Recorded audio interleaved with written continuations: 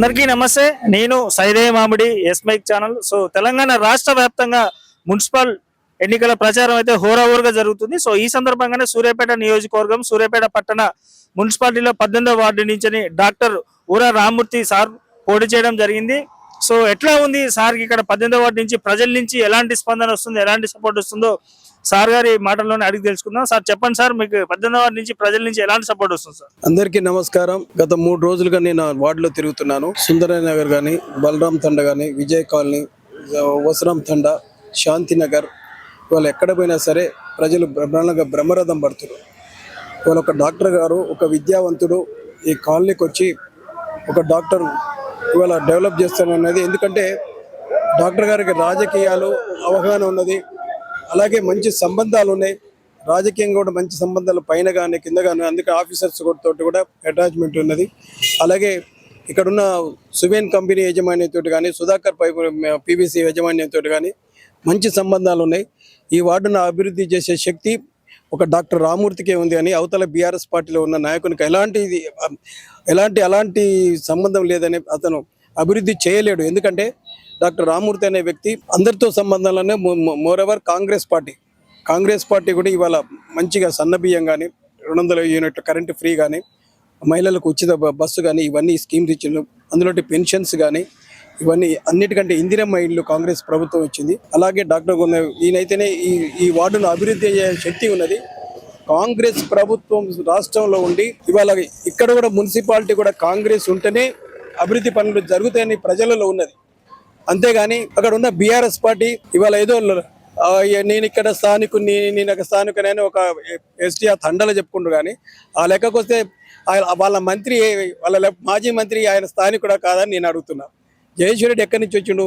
నాగారం సూర్యాపేట కాన్స్టిట్యూన్సీలో వచ్చినప్పుడు ఒక సూర్యాపేటలో నేను నుండి ఒక బలరాం తండకు నాన్ లోకల్ అవుతున్నా. అందుకే అవగాహన లేని మాటలు మాట్లాడతారు జనాలు. అది కాదు, నేను ఖచ్చితంగా ప్రజలకు నేను పోతుండే ఎక్కడైతే వాళ్ళ సమస్యలు చెప్పారో, ముఖ్యంగా రోడ్లు, డ్రైనేజీలు, శ్మశాన వాటికలు, టెంపుల్స్, ఇవన్నీ, అలాగే ఇక్కడున్న ప్రాబ్లమ్స్, సుధాకర్ పీవీసీలో ఒక ఫండ్స్ గురించి కానీ, సువేన్ ఫండ్స్ సార్ అయితేనే డెవలప్ చేస్తున్నారు. మంచి సంబంధం, ఈ సమస్యలకు సమాధానం చెప్పి ముందుకు పోతున్నా. అందరూ జనం కన్విన్స్ అవుతున్నారు. బ్రహ్మాండంగా సార్ ఖచ్చితంగా మిమ్మల్ని భారీ మెజార్టీతో గెలిపిస్తాం. ఇలా 48 వార్డులలో మీదే మెజారిటీ ఎక్కువ ఉంటుంది. నేను కూడా చెప్పిన 48 వార్డులలో మెజారిటీ నన్ను గెలిపిస్తే 48 వార్డులలో మొట్టమొదటి మీ వార్డును నిలబెడతా. ఖచ్చితంగా ఇందిరమ్మ ఇండ్లు కూడా, అరువులైన ఇందిరమ్మ వాళ్ళందరికీ కూడా నేను ఇందిరమ్మ ఇండ్లు ఇప్పిస్తాను.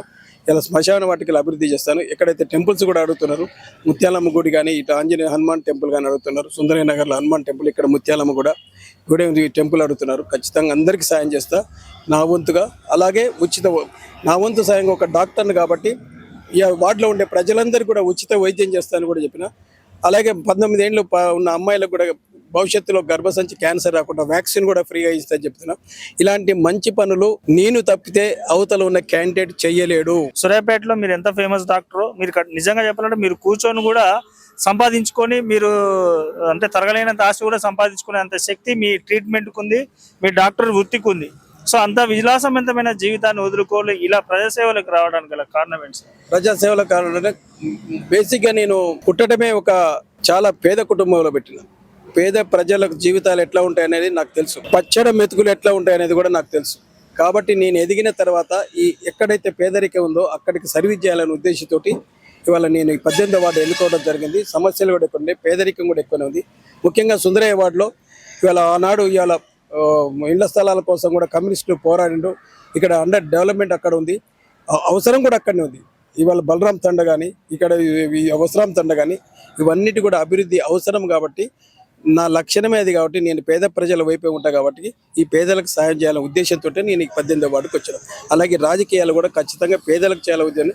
నా వైద్యం కూడా పేదలకు సంబంధించిన వైద్యమే ఉంటుంది. కాబట్టి ఖచ్చితంగా నేను నా పుట్టినప్పటి నుంచి ఇప్పటి వరకు కూడా పేద ప్రజల వైపే నేను మాట్లాడితే తప్పితే నాకు ఇప్పుడు విలాసవంతమైన జీవితాన్ని గడపాలనే నా ఉద్దేశం నాకు ఎప్పుడు ఉండదు. సార్ ప్రధానంగా చూసుకున్నట్టయితే ఇప్పుడు కాంగ్రెస్ అధిష్టానం నుంచి మీకు ఎలాంటి ప్రోత్సాహం, సపోర్ట్ ఉన్నారు సార్? పటేల్ రమేష్ రెడ్డి గారు కానీ, సర్వోత్తమ్ రెడ్డి గారు కానీ, వేణారెడ్డి గారు కానీ ఎలాంటి సపోర్ట్, ఎలాంటి ప్రోత్సాహం? అదేం లేదు. ఇప్పుడు కాంగ్రెస్ పార్టీ అందరూ ఇప్పుడు యూనిటీగా పనిచేస్తారు. ఖచ్చితంగా వాళ్ళ నుంచి సపోర్ట్ ఉంది.